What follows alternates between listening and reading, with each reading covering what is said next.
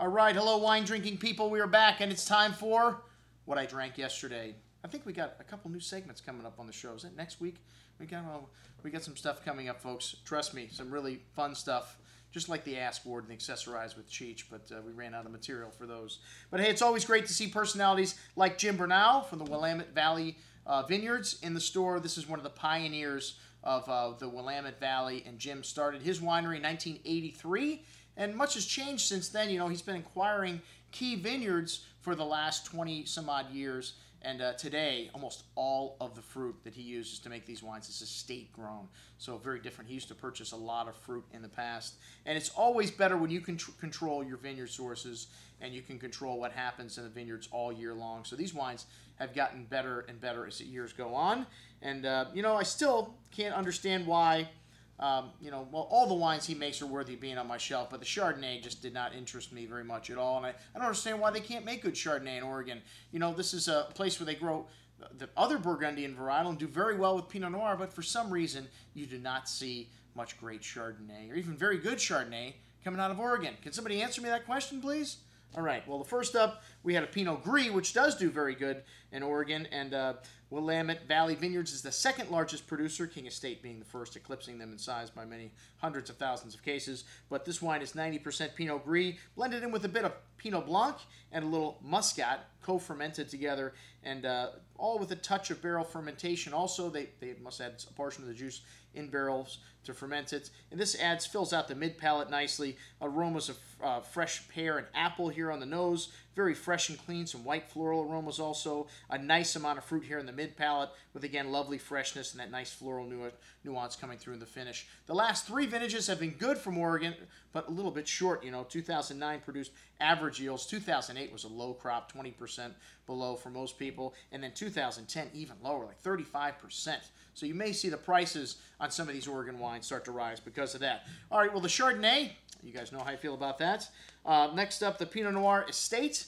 And this wine, Jim Brunel planted this vineyard right across from the Sunshine Vineyard, which we reviewed yesterday from Amity in 83 to Pommard and Wensville, some Swiss clone of Pinot Noir, and then grafted in 667 and 777. And now the vineyard has 4 clones that, you know, diversity of clones kind of adds some complexity to the wine.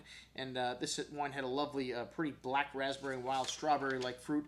Very low yields also, and 1.2 tons per acre. And then the high elevation, 750 feet, also adds a little more concentration there. A nice perfume on the nose, floral nuance, a touch of the dried meat and kind of fresh earth nuance as well, a little Burgundy in there.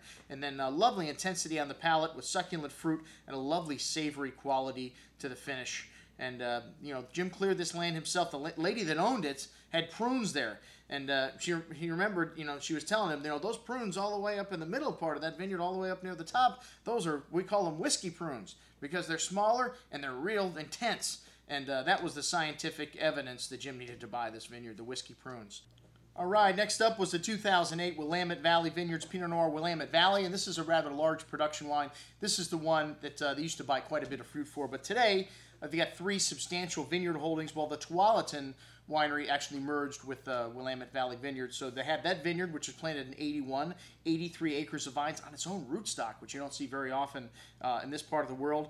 The Elton Vineyard in the Ola Hills, which a number of prominent labels like Ken Wright and Aaron Hess from Daedalus uses some of this fruit. That's 58.2 acres, and then that his own estate vineyard also. So you have you know, substantial amount of fruit now that these guys are drawing from their estates. And like I said, almost all the wines are 100% estate grown at Willamette Valley. This wine had a lovely nose of allspice and red cherry fruit with a little black raspberry kind of thrown in there on the nose. A pretty floral nuance also showing. Nicely balanced on the palate with lots of that cherry and raspberry flavor coming through, and a nice hand of spice and a nice savoriness on the finish. Excellent Pinot Noir. $26, a pretty good value here from the 08 vintage.